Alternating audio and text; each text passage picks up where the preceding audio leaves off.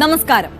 വഞ്ചിയൂർ കോടതിയിലെ ജൂനിയർ അഭിഭാഷക ജെ.വി. ഷാമിലിയെ മനസാക്ഷിയില്ലാതെ മർദ്ദിച്ച പ്രതി അഡ്വക്കേറ്റ് ബെയിലിൻ ദാസിനെ ജയിലിലേക്ക് അയച്ചിരിക്കുകയാണ് കോടതി. നിയമസംരക്ഷണത്തിന് വേണ്ടി പോരാടേണ്ടവർ തന്നെ കുറ്റവാളികളാകുമ്പോൾ ഒരു ദാക്ഷിണ്യവും കോടതിയും കാട്ടിയില്ല. ഒരൊറ്റ ദിവസത്തെ ക്രൂരതയുടെ കഥയല്ല ഷാമിലിക്ക് പറയാനുള്ളത്. വീട്ടുകാരുടെ എതിർപ്പ് പോലും മറികടന്ന് ഇഷ്ടപ്പെട്ട അഭിഭാഷക വൃത്തിയിലേക്ക് ഒരുപാട് സ്വപ്നങ്ങളുമായി കയറി വന്ന പെൺകുട്ടി തൊഴിലിടത്തിൽ സീനിയറുടെ ഭാഗത്ത് നിന്ന് നേരിട്ടത് അതിക്രൂര പീഡനമാണ്.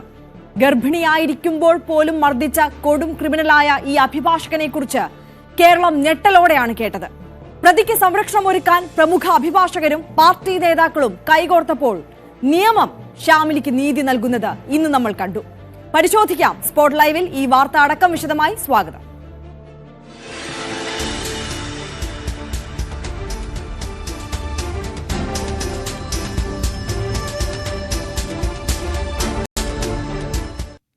വഞ്ചിയൂർ കോടതിയിലെ ജൂനിയർ അഭിഭാഷക ജെ.വി. ഷാമിലിയെ മർദ്ദിച്ച കേസിൽ അഡ്വക്കേറ്റ് ബെയിലിൻ ദാസിനെ റിമാൻഡ് ചെയ്തു കോടതി. ബെയിലിനെ സെഷൻസ് കോടതി ഈ മാസം 30 വരെയാണ് റിമാൻഡ് ചെയ്തിരിക്കുന്നത്. തൊഴിലിടത്ത് നടന്ന അതിക്രമത്തെ ഗൗരവമായി കാണണമെന്നും ജാമ്യം നൽകരുതെന്നും ഉള്ള പ്രോസിക്യൂഷൻ വാദം അംഗീകരിച്ചാണ് കോടതിയുടെ നടപടി. ബെയിലിന്റെ ജാമ്യാപേക്ഷ കോടതി നാളെ പരിഗണിക്കും.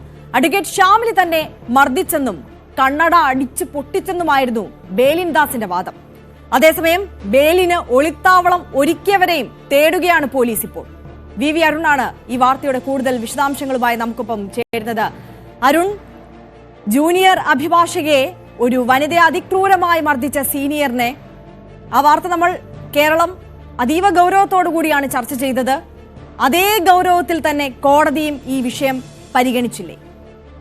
തീർച്ചയായിട്ടും അങ്ങനെ തന്നെ കരുതണം. കാരണം ഇയാൾക്ക് ജാമ്യം കിട്ടാൻ വേണ്ട എല്ലാ വാദങ്ങളും പ്രതിഭാഗം മുന്നോട്ട് വച്ചിരുന്നു.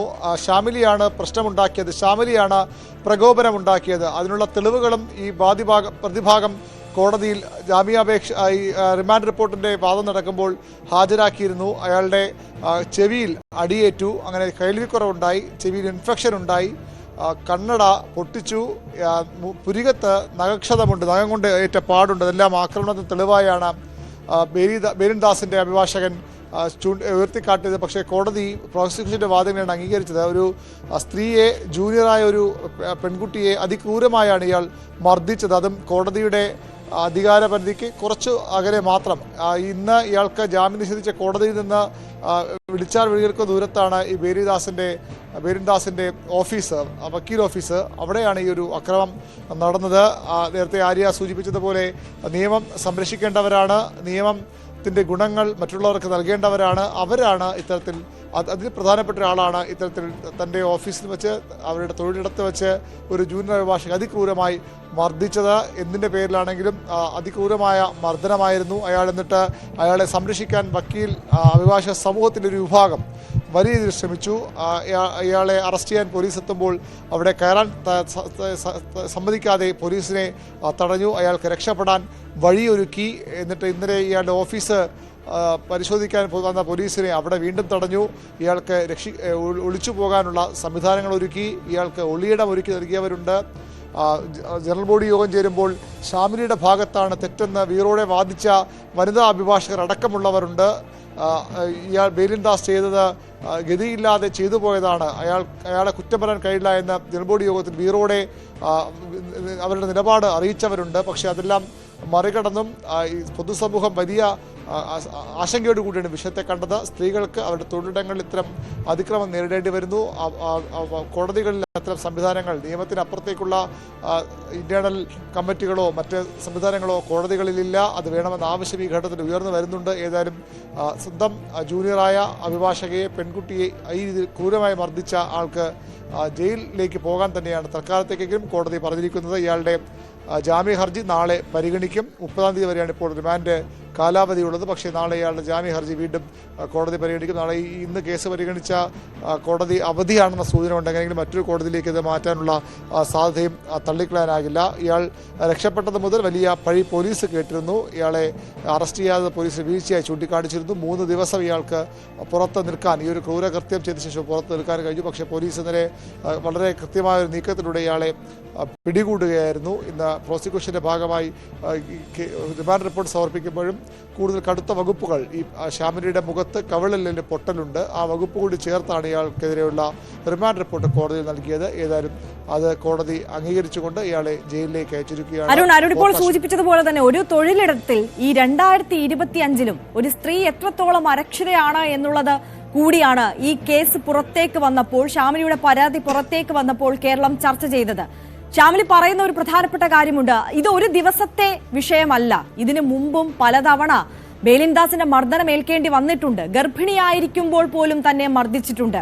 പക്ഷേ താൻ അത്രത്തോളം ഫൈറ്റ് ചെയ്താണ് ഈ ജോലിയിലേക്ക് വന്നത്. വീട്ടുകാരുടെ അനിഷ്ടം പോലും മറികടന്ന് ഈ തൊഴിലിടത്തേക്ക് എത്തിയപ്പോൾ അവിടെ നടന്ന പീഡനത്തെക്കുറിച്ച് ഒരുപക്ഷെ ആ ഘട്ടത്തിലൊന്നും പുറത്തേക്ക് പറയാനോ പരാതിപ്പെടാനോ ശ്യാമിലിക്ക് സാധിച്ചിരുന്നില്ല. ശ്യാമിലി മാത്രമല്ല, ബേലിൻദാസിന്റെ ക്രൂരതയ്ക്ക് ഇതിനു മുമ്പും അവിടെ ജൂനിയറായി എത്തിയിരുന്നവർ ഇരയായിട്ടുണ്ട് എന്നുള്ളതാണ് ശ്യാമിലി പറയുന്നത്. പ്രോസിക്യൂഷൻ ഈ കാര്യങ്ങളെല്ലാം കോടതിയെ ധരിപ്പിച്ചില്ലേ? തീർച്ചയായും അങ്ങനെ വേണം കരുതാൻ. കാരണം മറ്റൊരു അഭിഭാഷകയെ, ഒരു ജൂനിയർ അഭിഭാഷകയെ കഴിഞ്ഞ ദിവസം ഈ ശ്യാമിലി ജനറൽ ആശുപത്രിയിൽ നിൽക്കുമ്പോൾ നമ്മൾ കണ്ടിരുന്നു. നമ്മോട് സംസാരിക്കുമ്പോൾ ഓഫ് ദ റെക്കോർഡ് വേണമെങ്കിൽ പറയാം, അല്ലെങ്കിൽ ക്യാമറയിൽ പറയാൻ അവർക്ക് താല്പര്യമില്ല. അതല്ലാതെ പറഞ്ഞു, ഇയാൾ ഇത് തന്നെയാണ് ചെയ്യുന്നത്, ക്രൂരമായ പെരുമാറ്റമാണ്, മോശമായ പെരുമാറ്റമാണ്, വളരെ വേഗം ദേഷ്യപ്പെടുന്ന സ്വഭാവമുള്ള ആളാണ്, അത്തരത്തിൽ വളരെ മോശം രീതിയിൽ ജൂനിയേഴ്സോട് പെരുമാറുന്ന ആൾ തന്നെയാണെന്ന് ആ അഭിഭാഷകയും നമ്മോട് പറഞ്ഞിരുന്നു. പക്ഷെ അവർ പരാതിയുമായി എത്താൻ തയ്യാറായില്ല, അല്ലെങ്കിൽ പൊതുസമൂഹം തുറന്നു പറയാൻ തയ്യാറായി. നിരവധി പേർക്ക് ഒരുപക്ഷെ ഇയാൾ ഇന്ന് ഈ അനുഭവം ഉണ്ടായിരുന്നിരിക്കണം. ശ്യാമിലിക്ക് തന്നെ പലതവണ ഈ അനുഭവം ഉണ്ടായതിനായി അവരും അവരുടെ കുടുംബവും ഒക്കെ പറയുന്നത്. അതുകൊണ്ട് കൂടിയാണ് ഇയാൾക്കെതിരെ ഒരു തരത്തിലും വിട്ടുവീഴ്ചയും പാടില്ല എന്നവർ ആവശ്യപ്പെടുന്ന ബാർ അസോസിയേഷനോടും ആ നിലപാട് അവർ ഉന്നയിച്ചത്. ഏതായാലും ഇനി ഈ കേസിൻ്റെ നടത്തിപ്പിൽ വിചാരണ ഘട്ടത്തിലടക്കം ഈ നിലപാടുകൾ ഇവർ ഉറച്ചു നിൽക്കണം. ശ്യാമിലി കുടുംബവും ഉറച്ചു നിൽക്കേണ്ട കാര്യമുണ്ട്. ഓഫീസിലുള്ള ചില ആളുകൾ ഇപ്പോൾ തന്നെ ഈ ബേലിൻദാസിന് അനുകൂലമായാണ് മൊഴി നൽകുന്നത്, അല്ലെങ്കിൽ ബാർ അസോസിയേഷൻ യോഗത്തിലടക്കം ആ നിലപാടാണ് സ്വീകരിച്ചത്. അതൊക്കെ ഒരുപക്ഷെ കേസ് നടത്തിപ്പിനെ മുന്നോട്ട് പോകാനെ ബാധിച്ചേക്കാം. ഏതായാലും താൽക്കാലിക നീതിയെങ്കിലും ശ്യാമിലിക്ക് ലഭിച്ചു. അത്രയധികം ക്രൂരമായ ആക്രമണമാണ് ആ പെൺകുട്ടി നേരിടേണ്ടി വന്നത്. അത്രയധികം വേദനയാണ് അവൾ സഹിച്ചിട്ടുണ്ടാവുക. അതുകൊണ്ട് തന്നെ താൽക്കാലികമായെങ്കിലും അവൾക്കൊരു നീതി ലഭിച്ചു എന്ന് പറയാം. ഇയാളെ ജാമ്യം കോടതി അനുവദിച്ചത് ഒരുപക്ഷെ വലിയ നീതി നിഷേധമായത് മാറുമായിരുന്നു. പക്ഷേ അതുണ്ടായില്ല. കോടതി കേസിൻ്റെ മെറിറ്റ്, അത് പൊതുസമൂഹത്തിലുണ്ടാക്കിയ ഒരു ഇമ്പാക്റ്റ്, ഇതെല്ലാം പരിഗണിച്ചാകാം ഒരുപക്ഷെ അയാൾക്ക് ഇന്ന് ജാമ്യം നൽകേണ്ട തീരുമാനത്തിലേക്ക് കോടതി എത്തിയത്. അരുൺ, അതായത് നേരത്തെ നമ്മൾ സൂചിപ്പിച്ചതുപോലെ തന്നെ ഈ ബേലിൻദാസിനെതിരെ ഈ പരാതി ഉയർന്നു വന്ന ഘട്ടത്തിൽ ഈ അറസ്റ്റിലേക്ക് കാര്യങ്ങൾ എത്താതിരിക്കാൻ, അറസ്റ്റ് ചെയ്തുകൊണ്ട് പോകാതിരിക്കാൻ അടക്കം അഭിഭാഷക പ്രമുഖരുടെ ഒരു വലിയ നിര തന്നെ ബെയിലിന് സംരക്ഷണം ഒരുക്കിക്കൊണ്ടുവന്നു. ബെയിലിനെ ന്യായീകരിച്ചുകൊണ്ട്, ശ്യാമിലിയെ പ്രതിസ്ഥാനത്ത് നിർത്തിക്കൊണ്ടൊക്കെ പല കഥകളും അവർ മെനഞ്ഞു. പല തരത്തിൽ ബെയിലിനെ സംരക്ഷിക്കാനും രക്ഷപ്പെടുത്താനും ഒക്കെ ശ്രമിക്കുന്നത് നമ്മൾ കണ്ടു. ഏറ്റവും ഒടുവിൽ മാധ്യമങ്ങൾ ഈ വിഷയം വലിയ രീതിയിൽ ചർച്ച ചെയ്ത ഘട്ടത്തിലാണ് ബാർ അസോസിയേഷൻ അഭിഭാഷക വൃത്തിയിൽ നിന്ന് ഈ ബെയിലിനെ വിലക്കുന്ന തരത്തിലേക്കുള്ള നടപടിയിലേക്കൊക്കെ കടന്നത്. ശ്യാമിലിയുടെ ആവശ്യവും അത് തന്നെയായിരുന്നു. ഇത്രത്തോളം ക്രൂരനായിട്ടുള്ള ഒരു വ്യക്തി ഇനി വക്കീൽ കുപ്പായം ധരിച്ചുകൊണ്ട് ഈ പ്രവൃത്തിയുമായി, ഈ ജോലി, ഈ പ്രൊഫഷനിൽ മുന്നോട്ട് പോകരുത് എന്നുള്ളത്. ഇപ്പോൾ കോടതി കൂടി ഗൗരവത്തോടെ ഈ വിഷയത്തെ കണ്ട സ്ഥിതിക്ക്, നിയമ നടപടി അത്രത്തോളം സ്ട്രോങ് ആകുന്ന സ്ഥിതിക്ക്, ബാർ അസോസിയേഷന്റെ ഭാഗത്ത് നിന്നടക്കമുള്ള മറ്റ് നടപടികൾ അത് ഏത് തരത്തിൽ വരും എന്നുള്ളതാണ് സൂചന.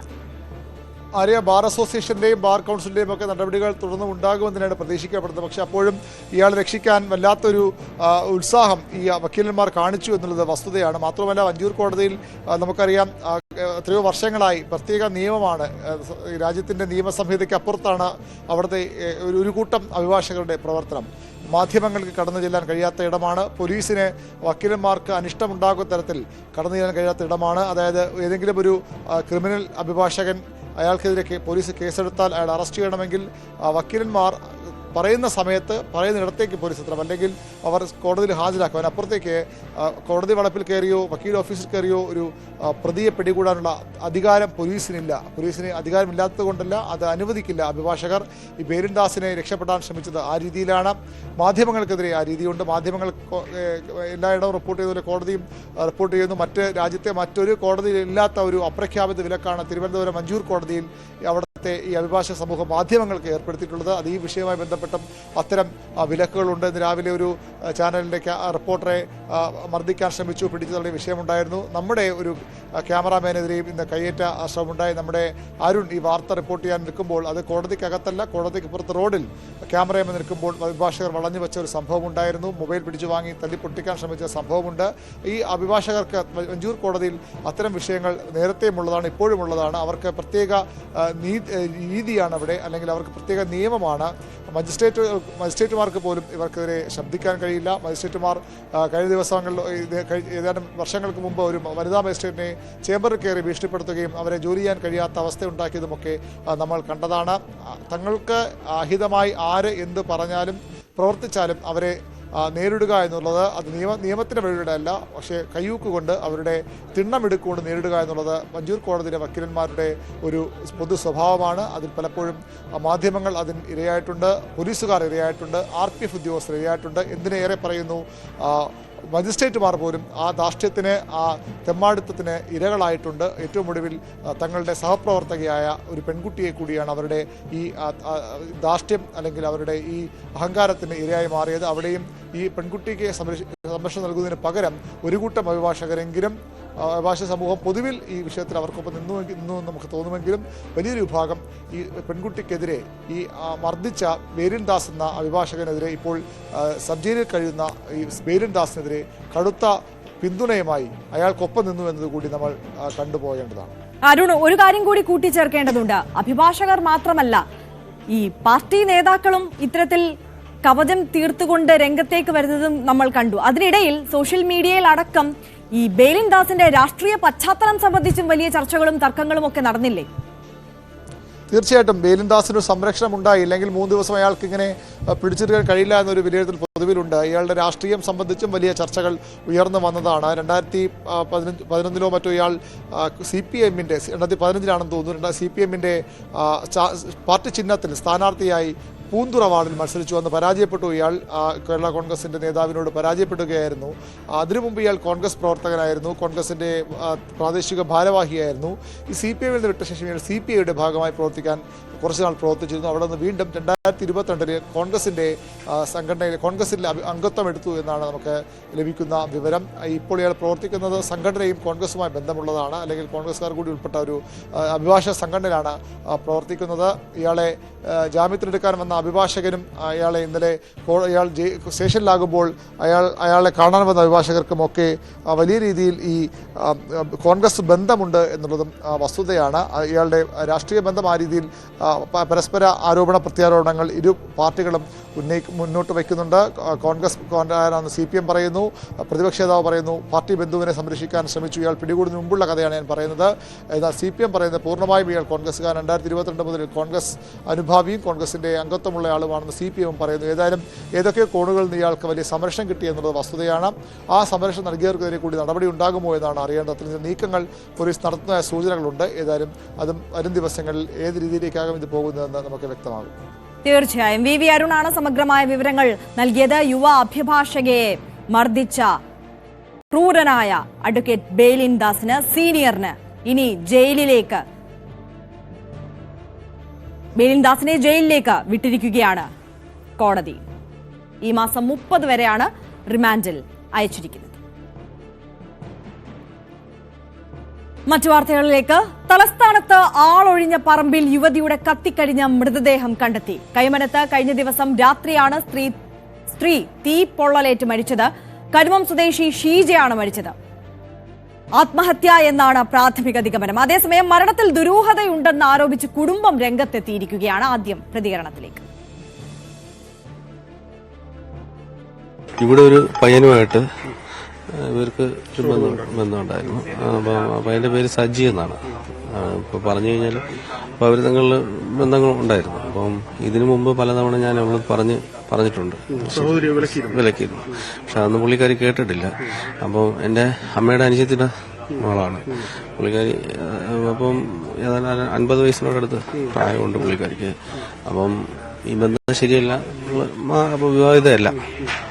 പലതവണ പറഞ്ഞിട്ടും പുള്ളിക്കാരി കേട്ടില്ല. അതുകൊണ്ട് വീട്ടിൽ നിന്ന് മാറി ഇവർ വേറെ ഹോസ്റ്റലിലാണ്, ഉള്ളൂരൊരു കടയിലാണ് അവർ സെയിൽസുകളായിട്ട് പോകുന്നത്. അപ്പോൾ വേറെ ഹോസ്റ്റലിലാണ് താമസിക്കുന്നത്. അപ്പോൾ അതിനുശേഷം ഇവർ തങ്ങളുള്ള ബന്ധം തുടർന്നു. 2 ദിവസം മുമ്പ് ഈ കടയിലെങ്ങാണ്ട് പോയി അവിടെ ബഹളം വെച്ചു, ഈ സജി എന്ന് പറയുന്ന കക്ഷി ബഹളം വെച്ചു എന്നാണ് പറഞ്ഞിട്ടുള്ളത്. അപ്പോൾ അതിനെ ചൊല്ലിയുള്ള പ്രശ്നങ്ങളാണ്. മുമ്പും നേരത്തെ അവളിവിടെ വന്നതായിട്ട് പറഞ്ഞിട്ടുണ്ട്.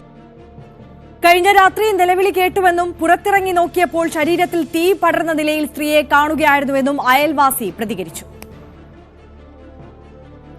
രാത്രി ഇവിടെ ഇരിക്കുമ്പോൾ ഒരു വിളി കേൾക്കണം, ആൻറ്റി എന്ന് വിളിക്കുകയാണ്. അപ്പം ഞാൻ ചോദിച്ച് എഴുന്നേറ്റ്, ഒരു വിളി കേട്ടതുപോലെ തോന്നിയിട്ട് 10 മണി 10 മിനിറ്റ് ആയി കറക്റ്റ്. അപ്പം ഞാൻ എഴുന്നേറ്റ് വന്ന് ഈ കഥവും തുറന്നു. നേരത്തെ എല്ലായിടവും അങ്ങ് അടയ്ക്കും, നമ്മൾ വാടകക്കാരാണ്, 2 വർഷം കൊണ്ട് ഇവിടെ വാടകയ്ക്കാണ്. അപ്പം വന്ന് ഈ കഥവും തുറന്നു അതും തോന്നുമ്പോൾ ആൻറ്റി അവിടെ ഒരു തീ കത്തുവാണെന്ന് പറഞ്ഞു. അപ്പുറത്തെ പയ്യനും ആ അമ്മയും കൂടെ വന്നു പറഞ്ഞു തീ കത്തുവാണ്. അപ്പം ഇങ്ങനെ തിരിഞ്ഞു നോക്കിയപ്പം തീ നന്നേ നിന്ന് കത്തുന്നു.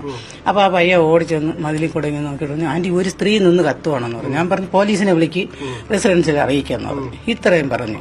അത് കഴിഞ്ഞിട്ട് ഞാനും ആ ചേച്ചിയും കൂടെ ചെന്ന് ഇവിടെ അയൽക്കാരെയൊക്കെ വിളിച്ച് അറിയിച്ച് കഴിഞ്ഞാൽ പിന്നെ ഇതാന്ന് പറയുമ്പോൾ പോലീസും ആളും ബഹളവും ഒക്കെ വന്നു.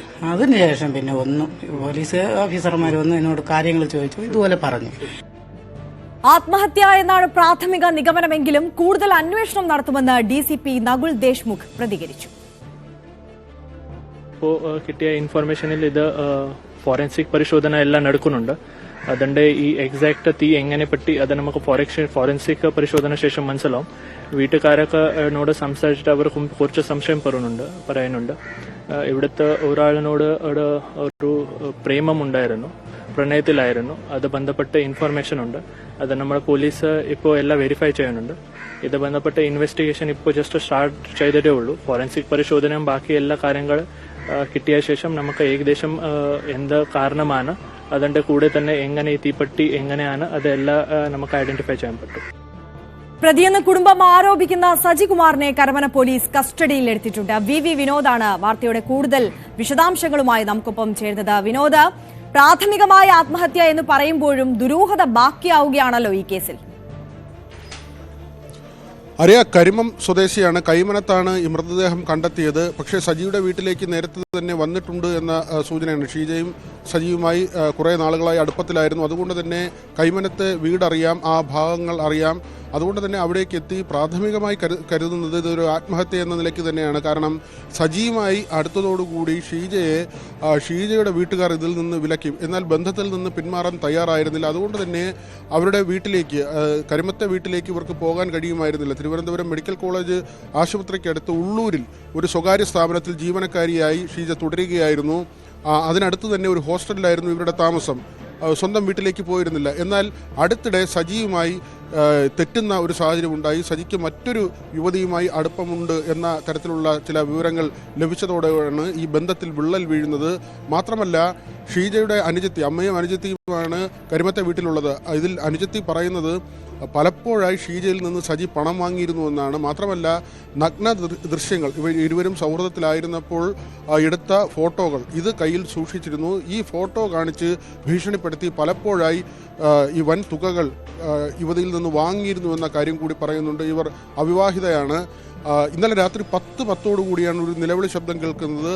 പരിസരവാസിയുടെ മൊഴി അങ്ങനെയാണ്. തുടർന്ന് ഈ സജിയുടെ തന്നെ വീട്ടിലുള്ള ആളുകൾ ഇവിടെ വിളി കേൾക്കുന്നുവെന്ന് തൊട്ടടുത്ത ആളിനോട് പറയുകയും ആ സ്ത്രീ പുറത്തിറങ്ങി നോക്കുമ്പോൾ ശരീരമാസകലം തീ പടർന്ന് ഒരു സ്ത്രീ നിൽക്കുന്നതാണ് കാണുന്നത്. തുടർന്ന് ഈ റെസിഡൻസ് അസോസിയേഷൻ്റെ ആളുകളെ അറിയിക്കുന്നു, പോലീസിനെ അറിയിക്കുന്നു, അവിടുത്തെ പ്രാദേശിക രാഷ്ട്രീയക്കാരെയൊക്കെ അറിയിക്കുന്നു. അവരെല്ലാം കൂടി എത്തിയ ശേഷമാണ് പിന്നീട് ഇതിൻ്റെ നടപടികൾ അല്ലെങ്കിൽ ഇതാരാണ് എന്നത് തിരിച്ചറിയുന്നതടക്കമുള്ള കാര്യങ്ങളിലേക്ക് പോകുന്നത്. ആദ്യഘട്ടത്തിൽ ആരാണെന്ന് മനസ്സിലായിരുന്നില്ല. ഈ സമയത്ത് സജിയും അവിടെ ഉണ്ടായിരുന്നു. ഇന്ന് രാവിലെ വരെ സജി അവിടെ തന്നെ ഉണ്ടായിരുന്നു. പിന്നീടാണ് പോലീസ് ഇരുവരും തമ്മിലുള്ള ബന്ധത്തെക്കുറിച്ച് മനസ്സിലാക്കുന്നത്. തുടർന്ന് കരമന പോലീസ് സജിയെ സ്റ്റേഷനിലേക്ക് കൊണ്ടുപോയി ഇപ്പോൾ കസ്റ്റഡിയിലുണ്ട്. കസ്റ്റഡിയിലുള്ള ഈ സജിയിൽ നിന്ന് കൂടുതൽ വിവരങ്ങൾ മനസ്സിലാക്കാൻ പോലീസിന് സാധിച്ചിട്ടുണ്ടോ? ഈ സജിക്ക് ഈ ആത്മഹത്യയുമായി ബന്ധപ്പെട്ട് ബന്ധമുണ്ടോ? എന്തെങ്കിലും തരത്തിലുള്ള തർക്കങ്ങൾ ഇവർക്കിടയിൽ ഇതിന് തൊട്ടു മുമ്പായി നടന്നിട്ടുണ്ടോ? അത്തരത്തിൽ എന്തെങ്കിലും വിവരങ്ങൾ സജിയെ ചോദ്യം ചെയ്തതിൽ നിന്ന് മനസ്സിലായിട്ടുണ്ട് എന്ന് പോലീസ് കൈമാറുന്നുണ്ടോ? അറിയാം, സജി ഓട്ടോ ഡ്രൈവറാണ്. നേരത്തെ തന്നെ ഇരുവരും തമ്മിൽ പരിചയത്തിലാവുകയും പിന്നീട് ആ ഒരു സൗഹൃദം, ആ ബന്ധം അങ്ങനെ വളരുകയുമായിരുന്നു. എന്നിട്ടാണ് ഈ വീട്ടിൽ ഇതറിയുമ്പോൾ ഇവരെ വിലക്കുന്നത്. അതിനുശേഷം ഉള്ളൂരിലുള്ള ഹോസ്റ്റലിലാണ് ഷീജ താമസിച്ചിരുന്നത്.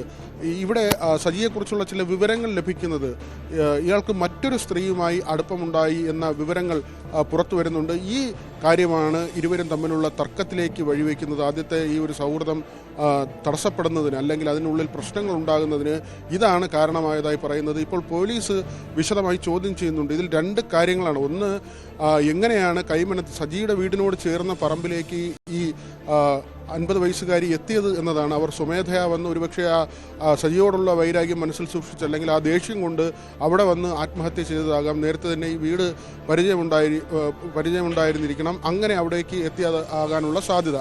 മറ്റൊന്ന്, സജി തന്നെ അവരെ അവിടേക്ക് കൂട്ടിക്കൊണ്ടുവന്നോ, അങ്ങനെ അപായപ്പെടുത്താനുള്ള ശ്രമമുണ്ടായോ, അതൊരു സംശയവും ദുരൂഹവുമായ കാര്യമായി അവശേഷിക്കുന്നുണ്ട്. ബന്ധുക്കൾ ആ തരത്തിലുള്ള ആരോപണമാണ് ഉന്നയിക്കുന്നത്. അതിൽ അന്വേഷണം വേണമെന്നാണ് പറയുന്നത്. മന്ത്രി വി ശിവൻകുട്ടി അടക്കമുള്ളവർ ഈ വീട്ടിലേക്ക് എത്തിയിരുന്നു. മന്ത്രി പറഞ്ഞതും വീട്ടുകാർക്ക് ഇങ്ങനെ ഒരു പരാതിയുണ്ട്, അക്കാര്യങ്ങൾ വിശദമായി തന്നെ പോലീസ് പരിശോധിക്കും, എല്ലാ കാര്യങ്ങളും പരിശോധിച്ചുകൊണ്ടുള്ള ഒരു അന്വേഷണമായിരിക്കും നടക്കുക എന്ന കാര്യമാണ് മന്ത്രി പറഞ്ഞത്. DCPയും ഇതേ കാര്യം തന്നെയാണ് പറയുന്നത്. സജിക്ക് വിനോദ്, ഈ ക്രിമിനൽ പശ്ചാത്തലമോ അത്തരത്തിലുള്ള മുൻ കേസുകളോ പരാതികളോ അല്ലെങ്കിൽ നാട്ടുകാരോ മറ്റോ ഇത്തരത്തിൽ പറയുന്നുണ്ടോ? ഈ സജിയുമായി ബന്ധപ്പെട്ടിട്ടുള്ള കൂടുതൽ വിവരങ്ങൾ എന്താണ്? സജിയുമായുള്ള ബന്ധത്തെ എന്തുകൊണ്ടാണ് ഷീജയുടെ വീട്ടുകാർ തടഞ്ഞിരുന്നത്? ഇതിൽ ഏതെങ്കിലും ക്രിമിനൽ പശ്ചാത്തലമുള്ളതായി ഇതുവരെ മനസ്സിലായിട്ടില്ല. പക്ഷേ ഇനി ചോദ്യം ചെയ്യലുകൾ നടക്കുന്നുണ്ട്. ഇയാളുടെ ഒരു പൂർവ്വ ചരിത്രം നോക്കേണ്ടതുണ്ട്. അതെല്ലാം തന്നെ പോലീസ് പരിശോധിക്കുന്നുണ്ട്. ഒരുപക്ഷെ പ്രതി സ്ഥലം വിട്ടു പോകാനുള്ള ഒരു സാധ്യത പോലും ഉണ്ടായിരുന്നു. കാരണം രാവിലെ വരെ സജിയിലേക്ക് പോലീസ് എത്തിയിരുന്നില്ല. ഇന്നലെ രാത്രി 10 മണിയോടുകൂടിയാണ് ഈ സംഭവം നടക്കുന്നത്. അതിനുശേഷം ആ ആൾക്കൂട്ടം അവിടെ ഉണ്ടായിരുന്നപ്പോൾ സജിയും അതിനോടൊപ്പം തന്നെ അവിടെ ഉണ്ടായിരുന്നു. ഇന്ന് രാവിലെയും പോലീസ് അവിടെ എത്തുമ്പോൾ സജി അവിടെ ഉണ്ടായിരുന്നു. പക്ഷേ ഈ സൂചനകൾ ലഭിക്കുന്നു, ഇങ്ങനെ സജിയുമായി സൗഹൃദമുണ്ടായി എന്ന തരത്തിലുള്ള വിവരങ്ങൾ ലഭിക്കുന്നു. കാരണം ഈ ഒരു ആദ്യം ആളാരാണെന്ന് തന്നെ തിരിച്ചറിയാൻ പറ്റുന്നില്ല. കത്തിക്കരിഞ്ഞ നിലയിലായിരുന്നു മൃതദേഹം ഉണ്ടായിരുന്നത്. ആ പരിസരത്തുള്ള ആരും അങ്ങനെ മിസ്സിംഗ് ആയിട്ടുള്ളതായ വിവരമില്ല.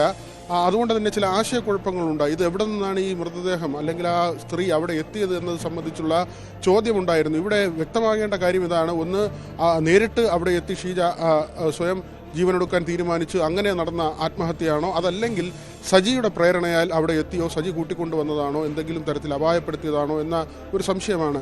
ഇവിടെ പ്രധാനപ്പെട്ട ഒരു കാര്യം സജിയുടെ ചരിത്രമാണ്, പൂർവ്വചരിത്രമാണ്. അങ്ങനെ ഏതെങ്കിലും കേസുകളിലോ മറ്റോ ഉൾപ്പെട്ടിട്ടുണ്ടോ, അല്ലെങ്കിൽ കുറ്റകൃത്യങ്ങളിൽ ഏർപ്പെട്ട ആളാണോ, മറ്റ് FIRകളോ മറ്റ് കേസുകളോ മറ്റോ നിലനിൽക്കുന്ന ആളാണോ, ആ തരത്തിലുള്ള കാര്യങ്ങളാണ് മനസ്സിലാകേണ്ടത്. പക്ഷേ ഇതുവരെയും അത്തരത്തിലുള്ള സൂചനകൾ വന്നിട്ടില്ല. ഓട്ടോ ഡ്രൈവറാണ്. ആദ്യത്തെ ഒരു സൗഹൃദം, ഇവരുമായുള്ള ഒരു സൗഹൃദം, ഷീജയുമായുള്ള ഒരു സൗഹൃദം, അത് കഴിഞ്ഞ് മറ്റൊരു സ്ത്രീയുമായി അടുപ്പത്തിലേക്ക് പോകുന്നു. ആ ബന്ധം ഷീജ അറിയുന്നു. അതുമുതൽ ഇവർക്കിടയിൽ അസ്വാരസ്യമുണ്ടാകുന്നു. മാത്രമല്ല ഈ നഗ്ന ചിത്രങ്ങൾ, നേരത്തെയുള്ള ഫോട്ടോ കാണിച്ച് ഷീജയിൽ നിന്ന് പലപ്പോഴായി പണം വാങ്ങിയിരുന്നു എന്ന ആരോപണം കൂടി ഷീജയുടെ വീട്ടുകാർ ഉന്നയിക്കുന്നുണ്ട്. ഇതിൽ സമഗ്രമായ അന്വേഷണമാണ് ഇപ്പോൾ വീട്ടുകാർ ഉന്നയിക്കുന്ന ആവശ്യം. ആര്യ. യെസ്, വി വിനോദാണ് വിവരങ്ങൾ നൽകിയത്. തിരുവനന്തപുരം കരുമം സ്വദേശി ഷീജയാണ് ഇന്ന് പുലർച്ചെയോടെ ആളൊഴിഞ്ഞ പറമ്പിൽ കത്തിക്കരിഞ്ഞ നിലയിൽ കണ്ടെത്തിയത്. ആത്മഹത്യ എന്നാണ് പ്രാഥമിക നിഗമനമെങ്കിൽ പോലും ഇതിലെന്തെങ്കിലും ദുരൂഹത അവശേഷിക്കുന്നുണ്ടോ എന്ന് പോലീസ് വിശദമായി പരിശോധിക്കുകയാണ്. നിലവിൽ ഷീജയുടെ ആൺ സുഹൃത്ത് എന്ന് കരുതുന്ന സജികുമാർ പോലീസിന്റെ കസ്റ്റഡിയിലുണ്ട്. ഇയാളെ വിശദമായി ചോദ്യം ചെയ്യുകയാണ്. കൊല്ലം തഴുത്തലയിൽ അമ്മയെ കൊന്നു മകൻ ജീവനൊടുക്കി. തഴുത്തല സ്വദേശിനി നസിയത്ത്, മകൻ ഷാൻ എന്നിവരാണ് മരിച്ചത്. ഷാൻ ലഹരിക്കടിമയാണെന്ന് പോലീസ് പറയുന്നു. ഷാനും ഭാര്യയും പിണങ്ങിക്കഴിയുകയാണ്. ഷാൻ ഭാര്യയെ മർദ്ദിച്ചതായി ആരോപിച്ച് ഭാര്യാമാതാവ് കൊട്ടിയം പോലീസിൽ 2 ദിവസം മുൻപ് പരാതി നൽകിയിരുന്നു. അമ്മയുടെ ശരീരം കഴുത്തറുത്ത നിലയിലും മകൻ തൂങ്ങി നിൽക്കുകയാണ്. സംഭവത്തിൻ്റെ വിശദാംശങ്ങൾ ഇനി പോലീസ് അന്വേഷണത്തിൽ വ്യക്തമാകേണ്ടതാണ്. ഈ കുട്ടി പയ്യൻ മകൻ ലഹരി ഉപയോഗിക്കുന്നതായി സംശയമുണ്ട്. അതും പോലീസ് പൂർണ്ണമായി പറയേണ്ടതാണ്. എന്തായാലും ഇത് നമ്മുടെ നാട്ടിൽ ഇതുപോലെയുള്ള കൊലപാതകങ്ങൾ, സംഭവങ്ങൾ ഉണ്ടാകുന്നത് അങ്ങേയറ്റം ആശങ്കാജനകമായ കാര്യമാണ്. സമൂഹം എത്തി നിൽക്കുന്ന വലിയ അപകടകരമായ ഒരു അവസ്ഥയുടെ സൂചന കൂടിയാണ് ഇത്തരത്തിലുള്ള ക്രൂരമായ, നിഷ്ഠൂരമായ കൊലപാതകങ്ങൾ, മരണങ്ങൾ ഒക്കെ നമ്മളെ ബോധ്യപ്പെടുത്തുന്നത്. അപകടകരമായ ഒരു അവസ്ഥയാണ് അത് ചൂണ്ടിക്കാണിക്കുന്നത്. 7 മണിവരെയും ഇവരെ വീട്ടിന് പുറത്ത് കണ്ടവരുണ്ട്. അതിനുശേഷമാണ് ഇത് സംഭവിച്ചിട്ടുള്ളത് എന്നാണ് മനസ്സിലാക്കുന്നത്. ബാക്കി കാര്യങ്ങൾ എന്തായാലും ഈ പ്രാഥമിക ഘട്ടത്തിൽ എസ് വിനീഷ് കൂടുതൽ വിവരങ്ങളുമായി കൊല്ലത്ത് നിന്ന് നമുക്കൊപ്പം ചേരുകയാണ്. വിനീഷ്, ഇത്തരത്തിൽ ലഹരിക്കടത്തും ലഹരി ഉപയോഗവും ലഹരിക്കടിമയായവർ ആളുകളുടെ കൊടും ക്രൂരതയുടെ വാർത്തകളൊക്കെ ദിനംപ്രതി വർദ്ധിച്ചു വരുന്ന സാഹചര്യമാണ്.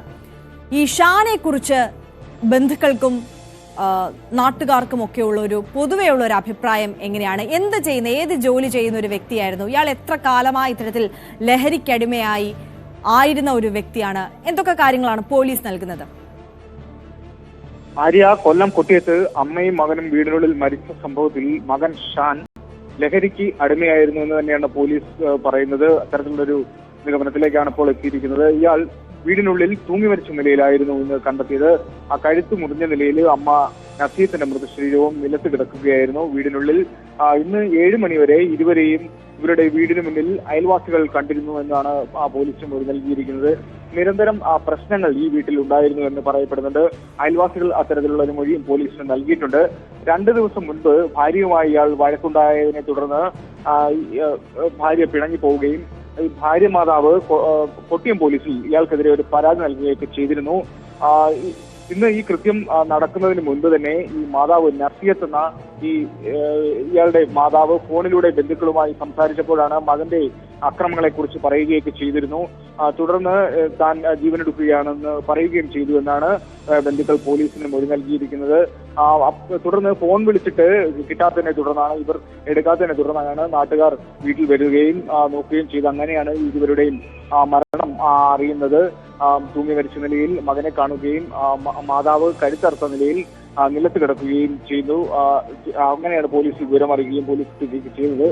ഇൻക്വസ്റ്റ് നടപടികൾക്ക് ശേഷം മൃതശരീരം ഇപ്പോൾ പോസ്റ്റ്മോർട്ടം നടപടികൾക്കായിട്ട് പാരിപ്പള്ളി മെഡിക്കൽ കോളേജിലേക്കാണ് ആര്യ കൊണ്ടുപോയിരിക്കുന്നത്. പോലീസ് ഇതിന്റെ കാര്യത്തിൽ കൂടുതൽ അന്വേഷണത്തിലേക്ക് നീങ്ങുകയാണ്. കാരണം ഇത് കൊലപാതകമാണോ ഇതിന്റെ പിന്നിൽ എന്നതിനെ കുറിച്ച് ശാസ്ത്രീയ തെളിവുകൾ ശേഖരിക്കേണ്ടതായിട്ടുണ്ട്. അത്തരത്തിലുള്ള തെളിവുകളുടെ അടിസ്ഥാനത്തിൽ മാത്രമേ ഇത് കഴുത്തറുത്ത് കൊലപ്പെടുത്തി അത്തരത്തിലുള്ള നിഗമനത്തിലേക്കൊക്കെ പോലീസിന് എത്താൻ സാധിക്കുകയുള്ളൂ എന്നാണ് പോലീസിൽ നിന്ന് നമുക്ക് അറിയാൻ കഴിയുന്നത്. എന്തായാലും വിനീഷ്, അമ്മയും മകനും മാത്രമായിരുന്നോ ഈ വീട്ടിൽ താമസിച്ചിരുന്നത്?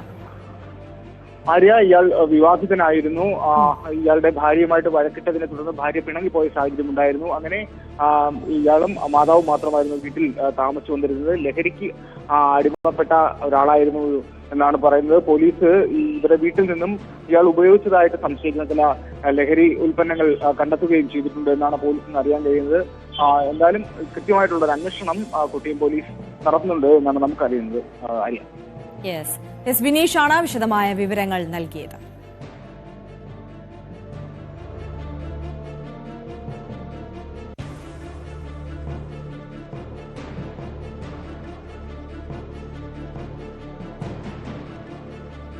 മറ്റൊരു വാർത്തയിലേക്ക് കടക്കുകയാണ്. വിവാദ പ്രസംഗത്തിൽ മുൻ മന്ത്രി ജി സുധാകരനെതിരെ കേസെടുത്ത് പോലീസ്. ആലപ്പുഴ സൗത്ത് പോലീസാണ് കേസെടുത്തത്.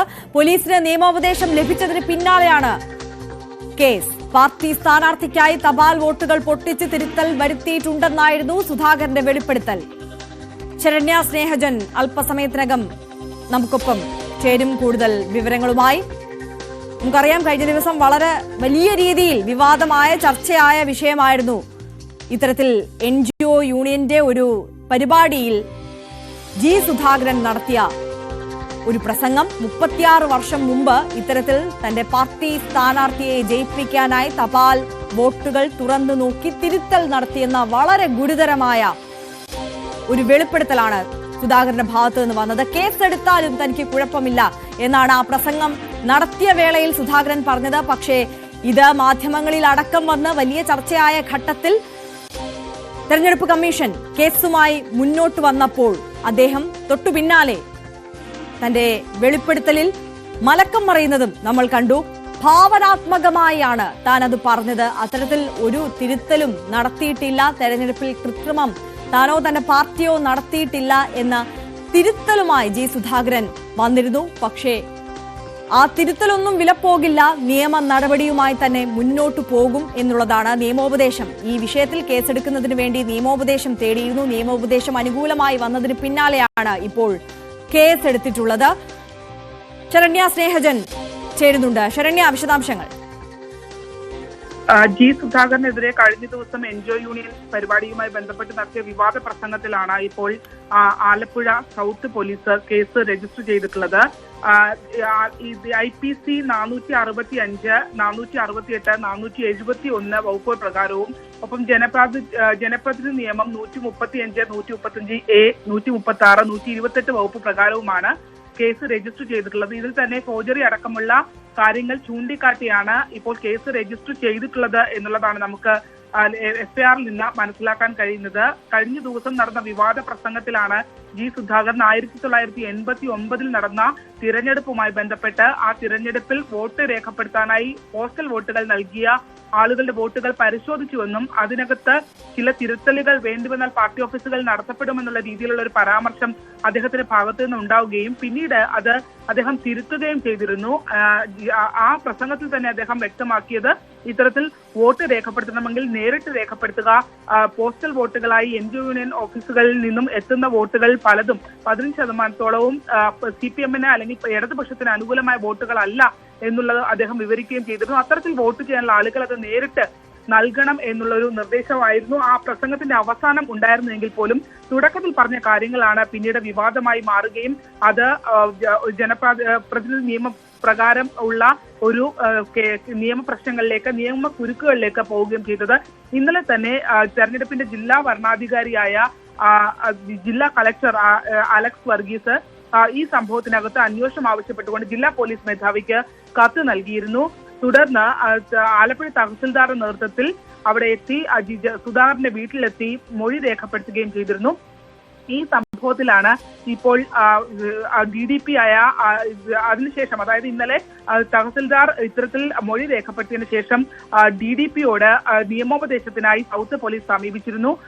അതിൽ തന്നെ നിയമോപദേശത്തിനായി അവർ തിരഞ്ഞെടുത്ത ഭാഗം 1989 ശേഷം ഉള്ള സംഭവമായതുകൊണ്ട് തന്നെ 89 നടന്ന സംഭവമായതുകൊണ്ട് തന്നെ കാലപ്പഴക്കം ഈ കേസിനെ ബാധിക്കുമോ എന്നൊരു വിഷയത്തിൽ മാത്രമാണ് നിയമോപദേശം തേടിയത്. അത് അങ്ങനെ ആയിരിക്കില്ല, അങ്ങനെ ബാധിക്കില്ല എന്നുള്ള ഒരു നിയമോപദേശം DDP-യുടെ ഭാഗത്തു നിന്നുണ്ടായി നൽകിയിട്ടുണ്ട് എന്നുള്ള വിവരമാണ് നമുക്ക് ലഭ്യമാകുന്നത്.